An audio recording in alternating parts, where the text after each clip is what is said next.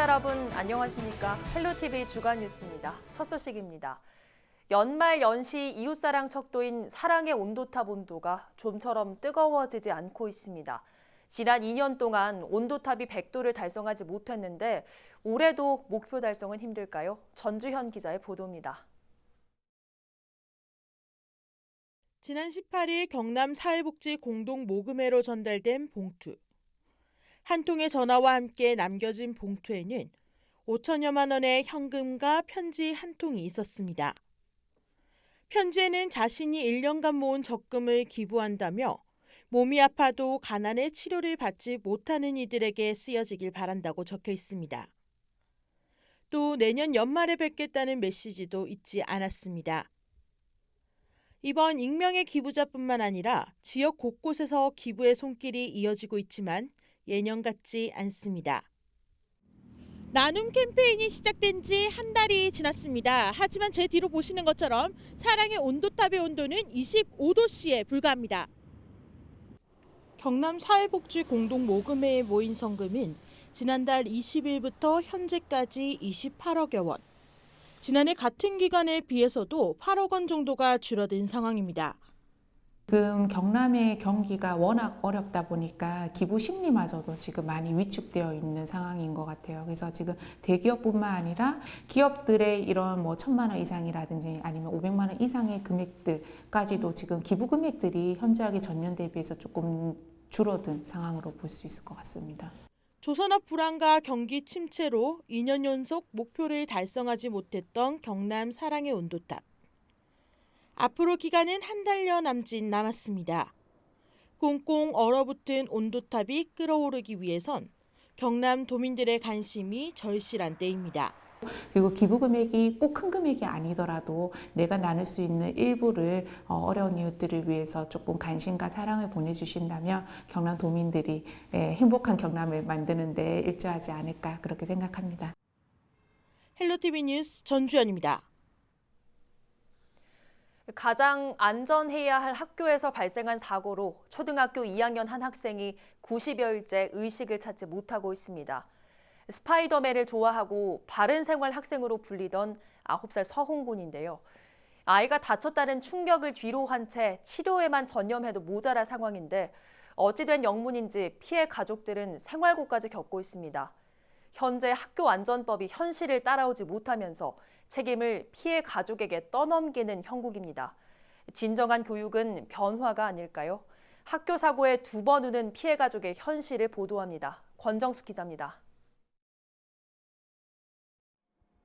등교하던 서웅이가 갑자기 내려온 방아 셔터에 끼임 사고를 당한 것은 지난 9월 30일.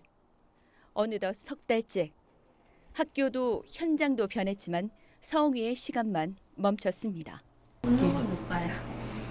그러니까 원래 의식도 없지만은 소웅이 웃는 걸 못 보고 맨날 지금 진통 때문에 고통받다가 잠들어 버리니까 그게 너무 힘들어요. 그리고 모든 게 달라졌습니다. 뇌 손상을 입은 서웅이는 시도 때도 없이 온몸이 뒤틀리는 강직에 고통받습니다. 짧게는 수십 분부터 몇 시간. 언제 어떻게 나타날지 모르는 강직. 신경 제어가 안 돼 끝까지 휘고 뒤틀리다 보니 생명마저 위험해 항상 누군가가 지켜봐야 합니다. 날마다 달라지는 모습에 부모님은 가슴이 내려앉습니다. 자기가 스스로 이게 안 되니까. 그래야 이 근육들이 이게 짧아지면 나중에는 아예 못 펼 수도 있거든요. 그래서 자꾸 해서 근육들을 늘려주고 해야 나중에 펴질 수가 있어요. 다리도 마찬가지. 다리도 감기건 이게 발목이 이렇게 꺾여 버리니까 이걸 잡아서 90도로 이렇게 세울 수 있도록.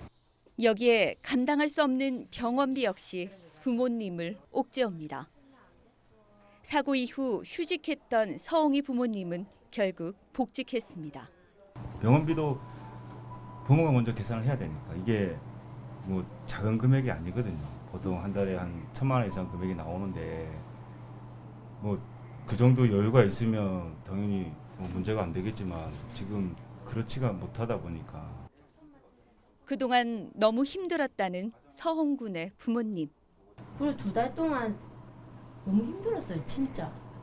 당연하게 해주실 줄 알았는데 아니고 안 된다고만 얘기하시고 거기서 끝을 내면 안 되잖아요. 진짜 부모 입장에서는 성이 간호하는 것도 힘든데 그런 것까지도 또 병원비부터 마련해서 또 결제해야 된다는 것도 진짜 많이 부담이 많이 되거든요. 그렇다고 뭐 성분 쓴 것도 다 해주면야 뭐 괜찮겠지만 이제 그런 부분도 아니라서. 서홍이 부모님이 처음 낸 치료비 영수증입니다.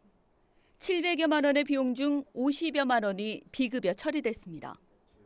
사고 당시 긴급 치료비 15만 원 중 만 원도 비급여입니다. 학교 공제회에서 받을 수 없다는 의미입니다. 카드 한도를 계속 이제 결제하다 보면 문자가 와요. 한도가 부족하다고. 그러면 또 요즘은 카드에서 바로 전화가 오더라고요. 한도 뭐 고객님 한도를 높여드릴까요? 일단 최대한 높여주세요 해서 그걸로 해서 이제 지금 카드로 먼저 결제를 하고. 치료비가 아닌 각종 영양제와 소모품비, 간병비, 교통비, 식비 등 추가로 드는 비용만 매달 500여만 원. 이는 고스란히 서홍이 부모님의 몫입니다. 애 상태에 따라 이거를 지원해 주셔야 되는데 중증 환자인데 식도 다 헐고 자기 의사가 안 되니까 배관으로 들어가는데 다른 배관에 대한 뭐 피딩통이라든지 뭐 이런 것도 안 되고 대소변도 그 갈아줘야 되는데 그 기저귀 구는 것도 안 되고. 학교 안전 공제 지원이 제한적인 이유는 상위법인 학교 안전법 때문입니다. 학교 안전사고로 적용받는 조항은 36조 요양급여와 37조 장애급여, 38조 간병급여와 39조 유족급여입니다. 일단 중복 지원이 되지 않습니다. 간병비를 이제 지급할 수 있는 기준이 법으로 그렇게 당시가 되어 있습니다. 치료가 끝나야 된다고. 동의 같은 경우에는 지금 치료를 하고 있는 중이거든요. 그래서 이제 간병비를 지급을 할 수가 없어요.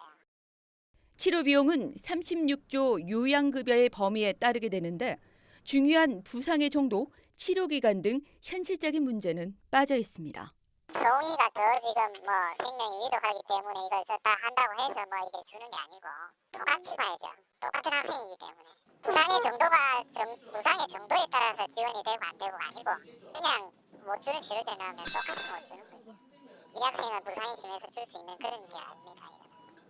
특히 피공제자 또는 그 보호자 등이 부담한 금액으로 한다는 조항으로 인해 상급병원 긴급 이송이 지체되는 이해 못할 상황도 만들어집니다. 소식을 듣고 바로 이제 병원으로 갔죠. 보호자 왔다고 부르더라고요. 서류를 주면서 이거 빨리 원무과 가서 계산하시라고. 그러니까 아니면 먼저 보내고 그러고 나서 이제 아버님 일단 이래 병이 들었으니까 계산을 하셔야 됩니다. 계산을 그래 해도 되잖아요. 먼저 갔으니까. 그래도 애가 급하니까 보내고 그래야 되는데 오자마자 계산을 해야 갈 수 있다 하니까. 이렇자 학부모 사이에서는 공제회의 지원이 확대돼야 한다는 목소리가 나오고 있습니다. 6월쯤에 아이가 학교에서 다쳐서 이제 공제 신청을 했는데 실상 제가 낸 거는 한 72만 원, 3만 원 정도 했는데 공제에서 나온 금액은 12만 원이니까 13만 원밖에 안 나왔거든요. 공제에서 지원해주는 병원이 너무 제한적이어서 정말 많이 다친 아이나 그런 아이들을 주변에서 안 도와주면 그냥 가정에서는 감당할 수가 없는 치료비이기 때문에 교내 사건에 대한 공제 지원 같은 것도 좀 폭넓게 법이 바뀌어야 된다라는 게 학부모들의 생각인 것 같습니다. 이러한 목소리는 교육부 소속의 유치원과 초등 고등학교가 아닌 보건복지부 소속인 어린이집에서도 커지고 있습니다. 서홍이의 어린 시절을 함께한 원장님 역시 달라져야 한다고 강조합니다. 저희도 역시나 다 안전 선생님들이 안전 교육을 다 받고 있지만은 아이들이 혹시나 움직이는 신호등이지 않습니까? 그죠? 그래서 자칫 잘못 저희도 그런 파장이 올 수가 있다는 거 너무 실감하고 있고 이 안전공제가 솔직히 이렇게 치료비뿐 아니고 그 후에 후속되는 그런 조치가 좀 필요하다고 생각을 해요. 최근 5년간 교육 현장에서의 사고는 계속해서 증가하는 추세. 특히 손이나 발, 다리를 많이 다치는 중고등학생과는 달리 유치원생과 초등학생, 특수학생의 경우 머리를 가장 많이 다친다는 점은 지원과 제도 개선의 필요성을 생각하게 합니다. 서홍이의 안타까운 사연이 알려지면서 모금 활동이 시작되고 전국에서 온정이 이어졌지만 이는 한시적입니다. 언제 끝날지 모르는 이 긴 싸움에서 서홍이를 지켜내야 하는 무게는 오로지 남은 가족에게 남겨졌습니다. 반가운 소식은 지역에서 법 개정에 힘을 보태기 위해 경남도의원도 경남도 교육청도 움직이기 시작했다는 점입니다. 평생 어긋난다고 이야기하는데 사실은 학생들은 특별합니다. 학교에서 일어나기도 솔직히 힘든 사고지만 이런 사고의 목적에 대비해서 예산은 솔직히 많이 들어가지는 않습니다. 그렇기 때문에 저는 그 특수성으로 혹시 더 가능하다고 저는 생각하고 있습니다. 현행 학교안전법의 미비사항 검토를 하고 개정 방향, 개정 내용을 검토를 해서 저희들이 전국 교육감 협의회 안건으로 1차로 제출하고 국회라든지 교육부라든지 이렇게 다 제출을 할 예정입니다. 지금 안전법 개정은 좀 필요한 시점으로 봅니다. 서홍이 부모님은 최근 청와대 국민청원에 글을 올렸습니다. 불합리한 문제는 고치고 아이들을 위한 안전한 학교를 만들어달라는 간청이었습니다. 애한테만 집중해도 지금 빨리 상태가 좀 좋아질지 안 좋아질지도 모르는데 그런 것까지 신경을 써야 된다는 게 진짜 너무 억울하고 화도 많이 나고요. 예. 그렇다고 뭐 가서 찾아가서 뭐라 할 수도 없는 거고 그런 비용 걱정 없이 진짜 애한테만 좀 케어를 할 수 있도록 부모 거기에다가 돈 계산하는 것까지 따지면 부모를 2번 죽이는 거는 마찬가지거든요. 현장에서도 끊임없이 지적되어 온 제도 개선의 문제. 교육부에 사실은 늘 안전법 이게 개선 요구를 하고 있죠. 근데 이제 이 법이라는 것이 저희가 어떻게 건의만 한다고 해서 개정을 할 수 있는 게 아니기 때문에 그걸 바꾼다는 거는 사실은 근거가 마련이 돼야 됩니다. 서홍이 부모님은 현재 전국에서 이어진 응원과 기도로 힘을 내고 있습니다. 너무 걱정해 주시고 너무 응원해 주시는 분들이 너무 많더라고요. 진짜 그 기운 다 받아가지고 서홍이가 진짜 아무 일 없었던 것처럼 그런 기적이 왔으면 좋겠네요. 앞으로도 좀 마음속으로라도 한 번씩 기도 좀 많이 해주셨으면 그런 것들이 모이면 또 큰 힘이 될 수 있으니까 그래서 저희도 희망을 안 잃고 힘내서 열심히 살려고 하고 있습니다. 불합리한 문제를 개선해 한 걸음 더 나아가는 모습. 가장 안전해야 할 학교에서 쓰러진 서홍이에게 우리가 이 사회가 줄 수 있는 진정한 교육이 아닌지 되묻고 싶습니다. 기적처럼 서홍이가 긴 꿈을 꾸고 깨어나길, 그리고 그 가족에게도 응원과 지속적인 심리 치료가 이어질 수 있길 간절히 바라고 또 바라봅니다. 헬로티비 뉴스 권정숙입니다. 올 한 해도 며칠 남지 않았습니다. 연말을 맞아 겨울 여행 계획 세우는 분들 많으실 텐데요. 가까운 밀양에서는 고요한 자연의 풍경과 함께 각종 체험도 즐길 수 있습니다. 장보영 기자가 취재했습니다. 마주 앉은 사람의 특징을 파악하고 빠른 손놀림으로 얼굴을 그려나갑니다. 3분이면 뚝딱, 순식간에 나만의 캐릭터가 탄생합니다. 쑥스러워하던 사람들도 자신과 닮은 귀여운 그림을 보며 미소 짓습니다. 이 캐리커처는 밀양의 한 펜션 주인장이 손님들에게 전하는 선물입니다. 앞에 하천이 있어서 힐링도 하시고 사람들이 캐리커처 그림도 손님들한테 무료로 그려주시고 그리고 조그만 미니 당구장도 있고 여러 가지 할 수 있는 이런 부분이 정말 좋은 것 같습니다. 밀양 펜션 곳곳에서 겨울 손님들을 이끌기 위해 단장이 한창입니다.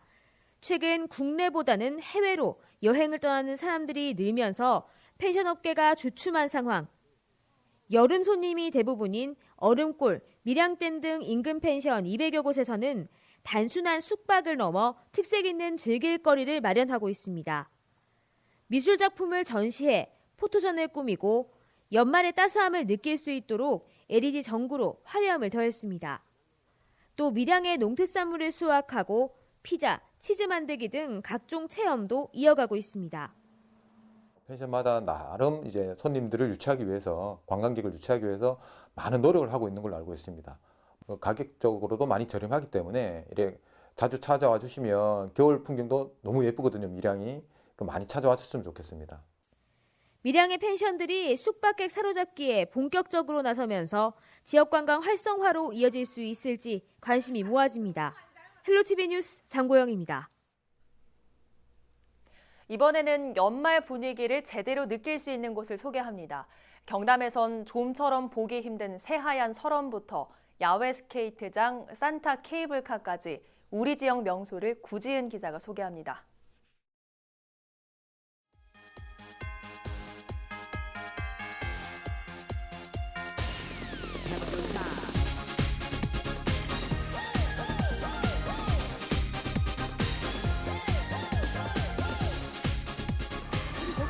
부산 경남에서 좀처럼 보기 힘든 새하얀 설원. 스키어와 보더들은 슬로프를 질주하며 겨울 스포츠의 매력을 만끽합니다. 한껏 묘기를 부리며 눈밭 위를 유영하듯 미끄러져 내려오는 모습에 감탄사가 절로 나옵니다. 한쪽에선 아직 서툴러 넘어지고 뒹굴기도 하지만 아픔은 잠시, 친구들과 함께하는 시간이 마냥 즐겁기만 합니다. 지난 13일 개장한 양산 에덴밸리 스키장에는 주말에만 3천여 명의 방문객들이 찾아오고 있습니다. 연말 연시에 이제 친구들이랑 같이 계획 짜서 여기로 오게 됐습니다. 오랜만에 타서 그런지 너무 스릴 있고요. 너무 재밌게 잘 즐기고 있습니다. 연말 연시를 맞이해서 부산에서 가장 가깝게 즐길 수 있는 스키장이다 보니까 가장 많이 그리고 자주 방문해 주시는 것 같아요. 동계 시즌 스키장이랑 동시에 루지라고 이제 트랙을 타고 내려오는 레포츠를 같이 즐기실 수 있고요. 그 외에도 저희 하늘 자전거, 카트레이싱, ATV 같이 다양하게 레저 시설 함께 즐기실 수 있습니다. 아이들과 함께라면 볼거리와 즐길거리가 가득한 김해 가야 테마파크도 좋습니다. 눈썰매를 즐길 수 있는 것은 물론 연말을 맞아 마련된 트리 페스티벌과 스릴 만점 액티비티까지 한자리에서 모두 가능합니다. 양산에는 꽁꽁 언 얼음 위를 싱싱 달릴 수 있는 야외 스케이트장이 지난 23일부터 개장했습니다. 양산 종합운동장과 웅상 명동 금인공원에 마련된 스케이트장은 썰매와 아이스 튜브 등 더 새로워진 놀거리로 겨울철 신나는 추억을 만들어줍니다. 루돌프가 끄는 썰매를 탄 산타와 예수 탄생을 축하하는 동방박사.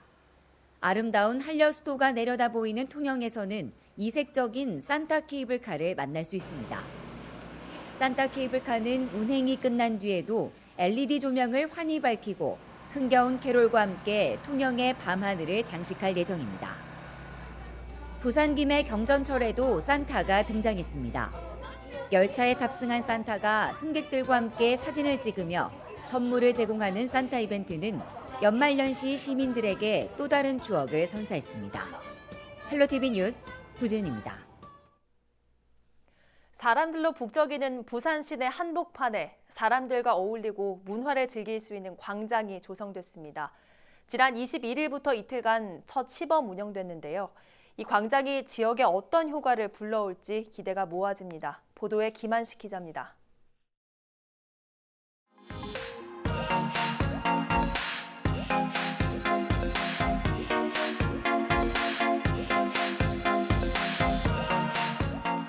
상가 밀집 지역을 관통하는 왕복 2차선 도로. 인도에서 도로를 넘어가며 차를 피하기 위해 좌우를 살피지도 종종 걸음도 치지 않습니다. 이처럼 차와 사람이 무분별하게 뒤섞이던 부산 진구 서면 젊음의 거리 일부 구간에 차 없는 거리가 조성됐습니다. 평소 이 거리는 차량과 사람이 많아 혼잡하기 그지없었습니다. 하지만 보시는 것처럼 차량 통행을 금지시키자 거리 자체가 활력을 얻고 있습니다. 달라진 상황은 주변 도로와 비교해보면 쉽게 느낄 수 있습니다. 비슷한 시각 차와 사람이 뒤엉켜 위험하고 복잡한 모습의 바로 옆 도로와 확연한 차이가 납니다. 이런 효과를 가장 먼저 느끼는 건 바로 시민들입니다.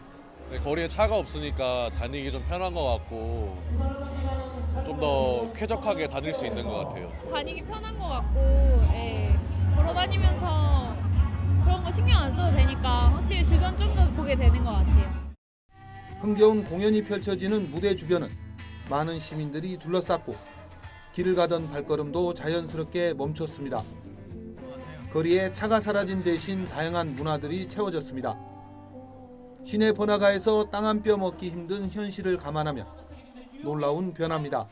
건질면서 즐길 수 있는 문화의 거리를 만들 예정이에요. 여러분 지금 보시는 것처럼 이제 이 차가 빠진 자리에 시민들과 함께 즐거운 문화를 채우고 그것을 통해서 지역경제 활성화를 만들어 나가도록.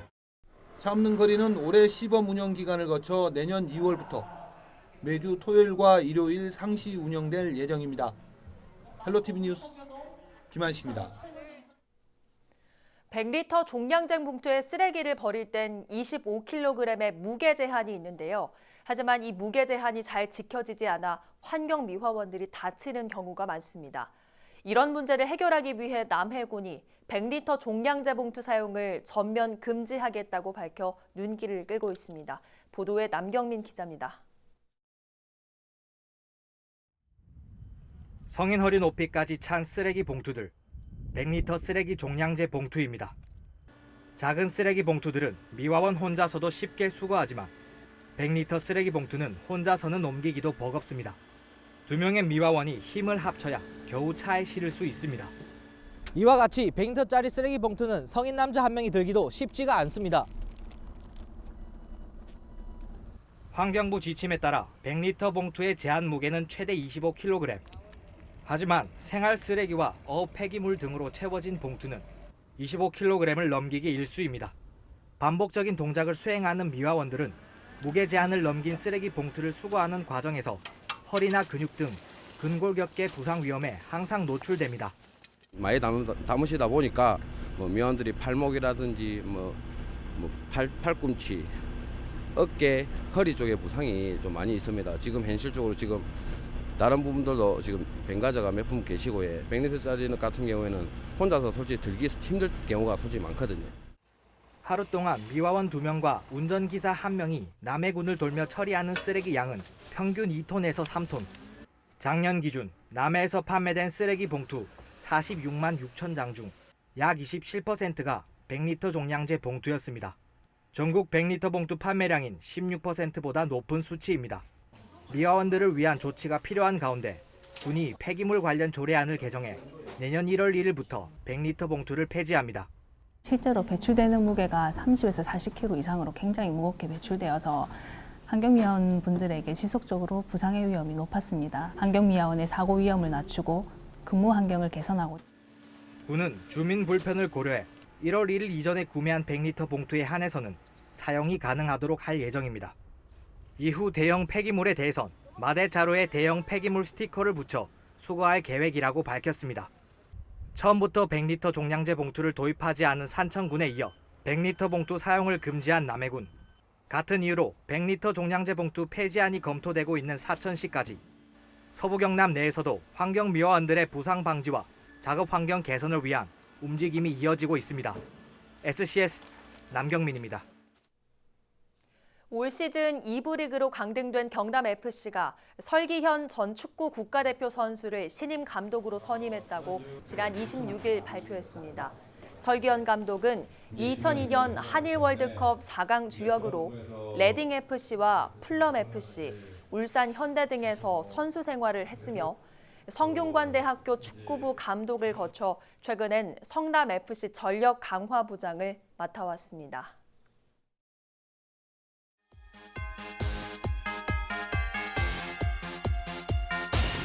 Have a good time.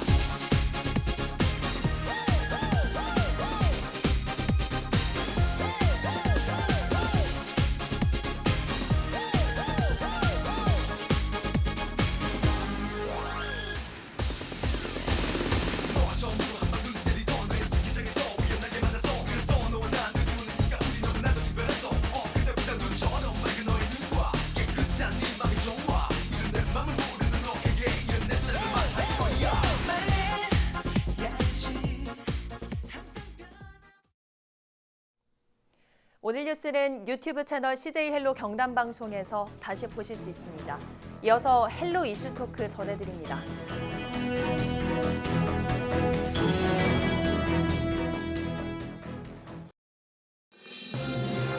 우리 지역의 이슈 콕 짚어봅니다.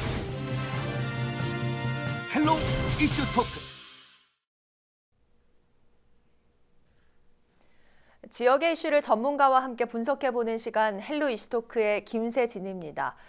경남 기초지자체에서는 최초로 고성군에서 읍면동장 주민추천제로 읍장이 탄생했습니다. 군수가 아닌 주민이 뽑은 읍장의 탄생에 고성군뿐만 아니라 경남도의 주민자치에 거는 기대가 큰데요. 오늘 헬로 이슈토크에서 그 의미를 짚어보겠습니다. 이번 경남도 첫 읍면동장 주민추천제의 주인공이죠. 김현주 현 상리부면장 나오셨고요. 오늘 내용을 학자 입장에서 분석해줄 조재욱 경남대 정치외교학과 교수 함께합니다. 안녕하십니까? 예, 안녕하십니까? 반갑습니다.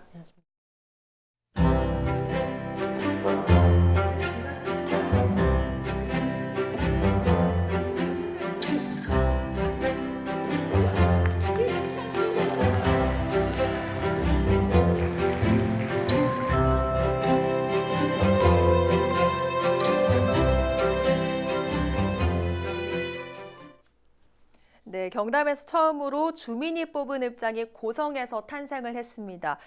옆에 앉아 계신 김현주 상리부면장이 그 주인공인데요. 먼저 좀 축하를 드립니다. 네, 감사합니다. 네, 예상을 좀 하셨습니까? 전혀 예상 못했습니다. 예. 요즘 뭐 상당히 바쁘실 것 같아요. 오늘 출연도 어렵게 성사된 걸로 알고 있는데 선출 이후에 어떻게 지내고 계십니까? 연말이라 그 마을 동회도 참석해야 되고 또 네. 각종 사회단체 결산 행사가 많아서 예. 좀 많이 바쁜 것 같습니다. 그리고 공모 이후에 경남 최초라는 수식어 때문에 예. 제가 라디오 인터뷰도 하고 예, 또 축하 전화도 많이 받고 네. 또 찾아오시는 분들도 계셔서 뭐 부담스럽지만 지금 네. 행복해하고 있습니다. 네, 정말 기쁘게 바쁘신 시간을 보내고 계신 것 같은데 자, 그러면 이 고성읍장으로서 본격적인 활동은 언제부터 시작을 하는 겁니까? 내년 1월 1일자 발령이 나게 되면 제가 네. 아마 1월 2일부터 근무를 하게 될 것 같습니다. 예, 그 임기가 정해져 있죠. 제가 알기로는 2년인 걸로 알고 있는데 맞죠? 예, 맞습니다. 예. 자, 임기가 보장된다고 들었거든요. 그러면 기존의 그 읍장 자리는 어떻게 되는 거였습니까? 군수님이 발령을 내시면 뭐 1년도 하실 수 있고 1년 6개월도 하실 수 있고 네. 발령이 나는데 이제 공모업장의 경우는 네. 사업 성과를 이제 보장하기 위해서 2년으로 한 것으로 알고 있습니다. 예, 고성 읍민들 입장에서도 좀 반가울 것 같은데 자, 그러면 이렇게 고성읍장이 됐다고 하면 일단은 뭐 승진 개념으로 저희는 이해를 하면 되는 거죠? 예, 맞습니다. 예. 네. 자, 지역의 정치 전문가이자 학자로서 교수님께서는 이번 고성읍장 선거 과정과 결과 어떻게 보셨습니까? 일단 뭐 경남도내 최초로 그 주민들이 뽑은 읍장 선거이지 않습니까? 네. 그러니까 후보자가 6명이 나왔는데 맞아요. 그 이 자리에 이제 계신 김현주 씨가 당선이 되었고요.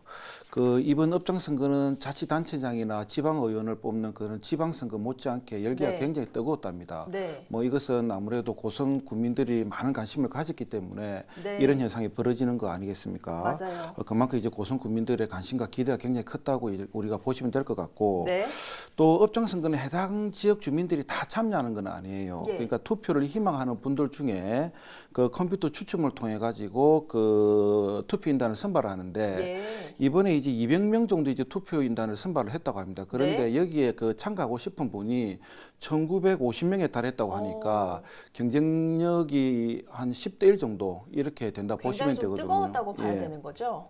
그만큼 이제 지역 분들이 자기 손으로 직접 업장을 뽑고 네. 우리 일을 맡겨 보겠다 예. 이런 의지가 굉장히 강했다는 것을 이제 간접적으로나마 우리가 느낄 수가 있는 부분이고 예. 뭐 어떻게 되었든 간에 이 그 업장 선거로 인해 가지고 저는 이제 풀뿌리 민주주의가 더욱 더 확산되고 더 네. 공고화되지 않느냐 정착되지 않느냐 이런 나름의 평을 좀 내리고 싶고 네. 그런 면에서 이번 업장 선거는 경남에서 처음으로 이제 시도하는 거지만 이게 이제 발판이 되어 가지고 네. 우리 경남도 내에 있는 다른 그 자치단체에도 좀 확산되지 않을까 하는 그런 긍정적인 평가를 좀 내리고 싶습니다. 예, 정말 이번 그 선출에 대해서 많은 분들이 긍정적인 평가를 하고 계신 것 같은데 이 특히나 주민자치 측면에서 상당한 성과다라는 의견이 참 많은 것 같아요. 일단 이제 이 그 읍면동 그 선거가 이번이 처음은 아니거든요. 네. 그러니까 2014년도에 강주 강상구에서 먼저 이게 출발이 되었습니다. 예. 지금 이제 경남뿐만이 아니라 전국 그 많은 곳에서 지금 이제 읍면동 선거가 이제 치러지고 있습니다.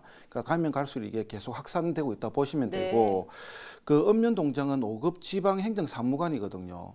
그러니까 군의 과장이나 시의 과장이 과 같은 그 직급을 네. 갖고 있습니다. 그러니까 그 본청이 이제 과장과 그 같은 역할을 한다고 보시면 되는데 네. 그런데 좀 차이점이 있어요. 그러니까 예. 본청의 과장들은 이인 허가권을 비롯해 가지고 각종 그 많은 권한을 갖고 있는데 네. 읍면동장은 실질적으로 그런 권한이 상대적으로 훨씬 적습니다. 거의 없다고 해도 과언이 아니고 그럼에도 불구하고 이 읍면동장은 실질적으로 지역 여론이나 민원을 파악해 가지고 네.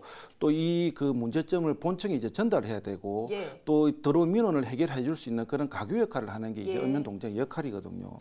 어떻게 보면 이제 그 조율을 하는 그런 자리라 보시면 되는데 네. 그런 측면에서 볼 때 그 주민들 바로 옆에 일하는 일꾼이 바로 예. 읍면동장이라 보시면 되고 이런 점에서 역할이 매우 크다고 볼 수 있습니다. 그래서 제가 볼 때는 이제 열정 있는 그런 공무원이 선거를 통해서 읍면동장이 선출이 된다면 네. 무엇보다도 본청의 지시에 의해 움직이지 않는 그러니까 예. 반응적으로 움직이지 않는 보다 본인이 주체가 되어서 더욱더 적극적으로 열정적으로 지역민을 찾고 움직일 가능성이 저는 꽤 높다고 보고 네. 그렇게 해서 이제 지역 사회의 문제점을 찾고 해결해 나간다면 네. 진정한 의미에서 풀뿌리 민주주의가 더욱더 정착되지 않을까 뭐 그렇게 생각을 하고 있고요. 그렇기 때문에 이 자리에 계신 이제 김현주 지금 이제 업장님이 되실 건데 네. 큰 역할이 아마 기대도 되고 저도 좋은 성적이 나오지 않을까 이렇게 생각을 네. 하고 있습니다. 자, 그러면 김현주 부위원장께서는 이번 주민선거를 준비하고 또 그 결과에서 중심이 되면서 경남의 주민자치 실감을 좀 하셨습니까? 어떠셨어요? 네, 저희 그 백두인 군수님은 또 국민들이 직접 참여하고 논의하고 뭐 결정하고 집행할 수 있도록 행정이 도와주는 것이 진정한 지방자치다라고 늘 네. 말씀해 오셨습니다. 경직된 공무원 사회를 좀 변화시키고 또 주민이 직접 행정에 참여하게 하는 주민추천제는 군수님의 지방자치 실현에 대한 강력한 의지가 반영된 것이라 생각을 합니다. 네. 주민추천제에 대해서 또 일부 주민들의 우려도 있었지만은 고성읍을 책임질 업장을 또 우리 손으로 뽑는다는 예. 그런 읍민의 기대와 자부심 또한 뭐 대단했다고 생각을 합니다. 네. 좀 전에 교수님 말씀하셨다시피 주민추천 대표인단에 200명 모집에 1950명이 오셔가지고 네. 10대 1의 경쟁률을 예. 보인 것이 그 증거인데 주민자치에 대한 읍민들의 관심과 열기가 뜨거웠다고 보시면 될 것 같습니다. 예. 자, 이번에 직접 공약을 만들고 이걸로 주민들의 지지를 이끌어내셨던 건데 어떤 공약들이 있었습니까? 저는 그 고성읍 발전 방향으로 그 지역 경제 활성화 또 뭐 청년이 살기 좋은 도시 등 6개 분야 그 공약을 제가 제안을 했는데 네. 다른 후보들의 그 제안한 내용도 좋았지만은 좀 지역 경제 활성화를 위한 방안으로 제가 밀리터리 테마파크와 또 암벽 등반 시설 그다음에 주민 스스로 가꾸는 골목 정원 조성 또 아파트 공동체 활성화 사업이 다른 후보님들의 그 내용보다도 좀 더 실현 가능성이 있지 않았나 네. 하는 그런 부분에서 좀 많은 점수를 주셨다고 들었습니다. 네. 또 제가 현장을 직접 다녀온 부분에 대해서도 네. 많이 공감해 주시고 좋게 평가해 주신 것으로 알고 있습니다. 자, 제가 듣기로는 40%의 압도적 지지를 좀 얻었다고 들었는데 이런 실현 가능성 부분이 높게 좀 평가됐다고 보시는 겁니까? 네네, 그렇습니다. 예. 네. 자, 앞서 말씀해 주셨던 것처럼 이번 선거인단 선장 경쟁률이 무려 10대 1이었죠. 경남의 작은 도시에서 이 정도 선거인단 경쟁률이 의미하는 건 뭐라고 생각을 하십니까? 10대 1의 경쟁률을 보였으니까 그만큼 뭐 주민들의 관심도 굉장히 크고 기대감도 크다 이렇게 보시면 될 것 같고 네.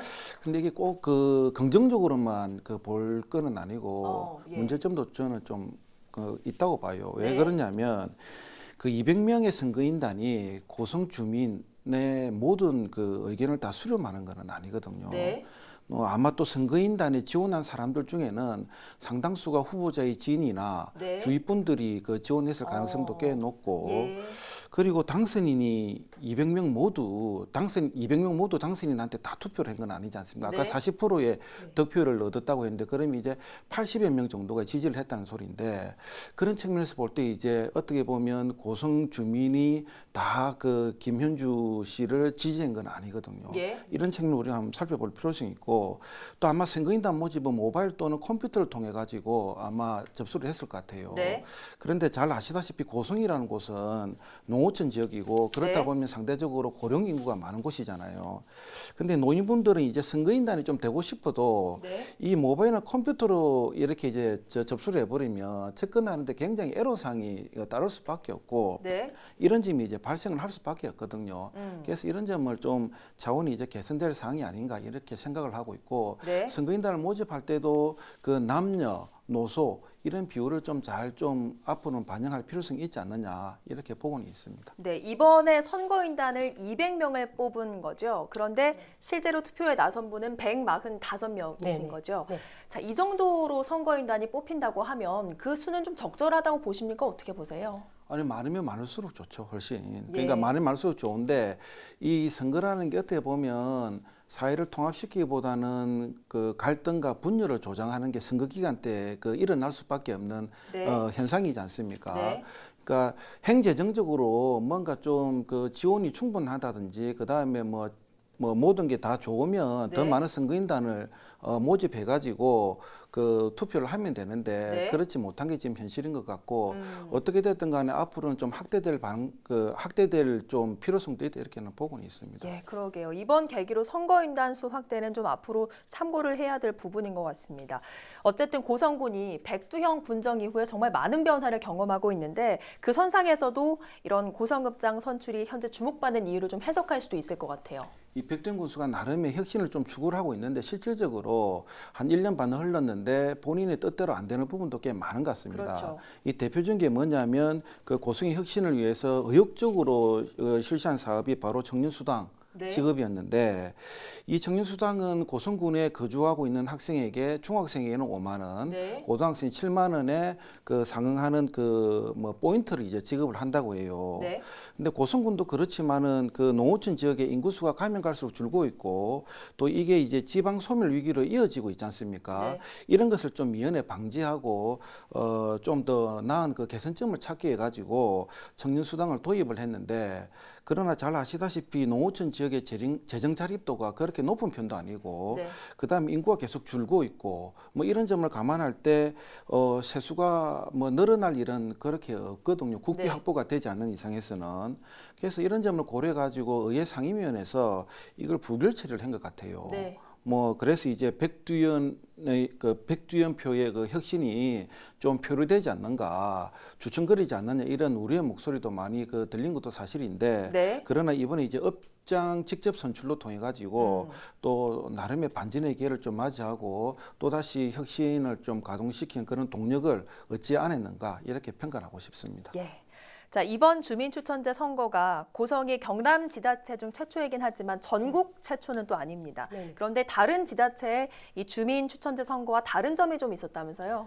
네, 제가 알고 있기는 일부 시군에서는 그 5급 사무관을 대상으로 뭐 정보나 그 가점을 더 주는 그런 방법으로 시행을 했지만은 네. 저희 고성군의 경우에 그 6급 그 공무원 중에서 5급 승진 후보자를 대상으로 한 것이 좀 다른 네. 점이었던 것 같고 또 이제 PPT 발표는 당연히 이제 하는 내용이었지만 그 선거인단에게 제공할 그 공보물을 제작한다거나 네. 또 어깨띠라든지 현수막 제작 이런 것들이 지방 선거처럼 좀 준비된 부분이 네.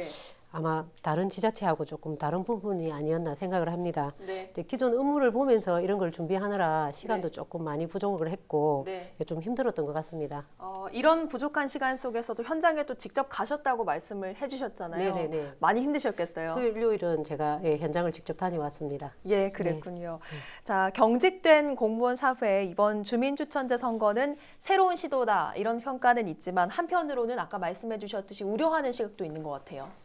일단 이제 읍면 동장 선출 과정이 그 기존 국회의원 선거나 지방선거처럼 그렇게 세밀하지가 못해요. 네. 그러니까 어떻게 보면 자치단체장과 힘 있는 지역 그 소수의 세력들, 토 세력들이 영향력을 행사해 가지고 이게 투표로 이어질 가능성도 배제할 수는 없는 부분이거든요. 예. 그렇게 되면 이 그 당선된 분이 주민보다 군수라든지 시장이라든지 지역에 있던 그 토호 세력들에게 네. 그 영향력을 받을 수밖에 없고 주민보다도 그들을 위한 읍면 동장이 될 수밖에 없기 때문에 이런 문제점은 충분히 생길 수가 있는 거고 네. 그다음에 앞서 얘기한 것처럼 읍면 동장의 가장 큰 역할은 주민과의 어떤 가교 역할이 가장 큽니다. 네. 그러니까 이거를 이제 자치단체장이 10분 활용하려고 하는 그런 것도 충분히 있을 수가 있는 거죠. 자기 사람을 동장으로 심어가지고 다음에 자기 선거에서 네. 그다음에 자기 이제 그 정치적 행보를 위해 가지고 예. 읍면 동장을 자치단체장이 활용을 할 수가 있거든요. 이런 점이 가장 우려가 되는 부분이고 네. 그다음에 저는 이제 공직사 연공소열제가 그렇게 탐탁하지는 않는데 네. 그럼에도 불구하고 그 직선제 그 업장 동장은 6급 주무관 중에서도 뽑는 거고 네. 그다음에 선출은 곧 5급 승진을 의미를 하는 거잖아요. 네. 그런데 업무 능력이 안 되는 사람이 실질적으로 또 평소 일보다는 승진에 목을 맨 사람이 이거를 이제 기회를 활용을 할 수가 네. 있을 수가 있거든요. 그러니까 당선만 되면 자기는 진급이 되는 부분이니까 그래서 그 이런 부분이 좀 우려가 될 소지가 있기 때문에 네. 이런 것도 이제 차후 이제 제도적 장치를 마련해 가지고 개선하면 좀 더 좋은 방향으로 나아가지 않을까 이렇게 생각을 하고 있습니다. 예. 자, 어쨌든 이번 선출에 갖는 의미가 큰 만큼 이벤트성으로 끝나지 않아야 될 텐데 타 지자체에 미칠 영향이나 지속 가능성 어떻게 보십니까? 일단 이제 긍정적인 반응이 나오고 있으니까 그리고 2014년 이후로 점점 이게 확산되고 있잖아요. 네.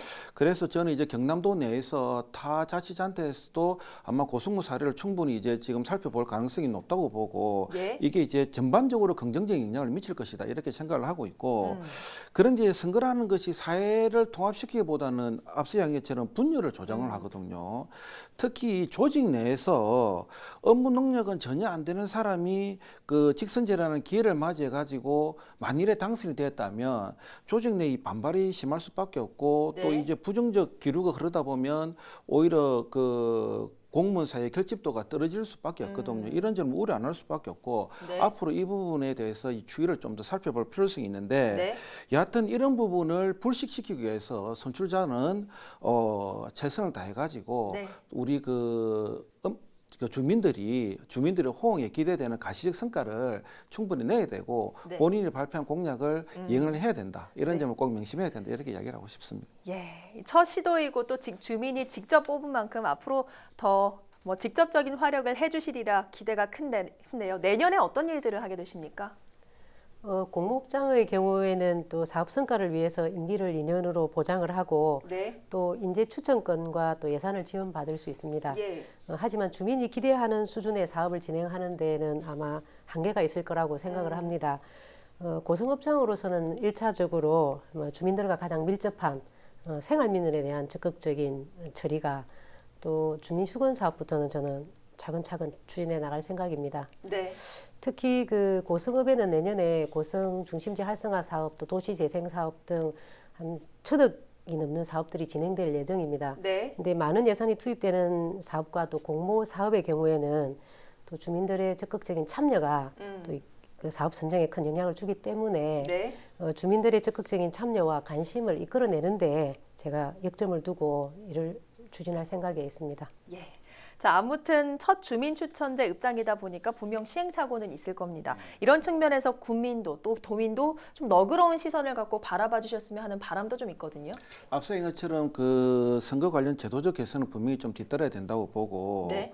그 선출된 읍면 동장들은 일정 부분 가시적 성과를 내야 합니다. 네. 그러니까 이분들 입에서 실수다. 실험 단계에 있다 이런 말은 넣어서는 안 되거든요. 그 준비가 안 됐으면 출마 자체를 저는 고려를 출마를 안 해야 된다고 이렇게 생각을 하고 있고 그 지역민을 대상으로 해서 네. 행정은 결코 실수나 실험이 있을 수는 없거든요. 예. 그러니까 시간이 지난 후에 아마 이 읍면 동장 선출에 대해서 여론조사나 뭐 각종 이 조사가 시행될 건데 네. 지역민들 입장에서 임명이나 선출이나 뭐 별반 달라진 게 없다 이런 예. 목소리가 정말 안 나왔으면 싶고 그러기 위해서는 그 본청의 지시나 명령에 의해서 수동적으로 움직이지 마시고 네. 군수의 재선과 군수의 정치적 행보를 위해서 활동도 하지 마시고 네. 저는 때로는 본청의 방향과 주민들의 그 목소리가 다르면 주민들의 목소리를 적극 수렴해 가지고 본청에 가서 적극적으로 따질 수도 있는 네. 그래서 고성 국민을 위한 고성 국민을 위한 네. 그러한 행정을 꼭 구현해 줬으면 좋겠습니다. 네, 알겠습니다. 이번 고성읍장 주민 추천제 과정과 성과는 기대만큼 성장통도 있을 겁니다. 모쪼록 새로운 주민자치 모델로의 성장을 응원하는 성숙한 시민의식 또한 보여주길 기대해 보겠습니다. 오늘은 예비 김현주 고성읍장 그리고 조재욱 교수와 함께했습니다. 오늘 헬로 이슈토크 여기서 마칩니다. 함께해 주신 여러분 고맙습니다.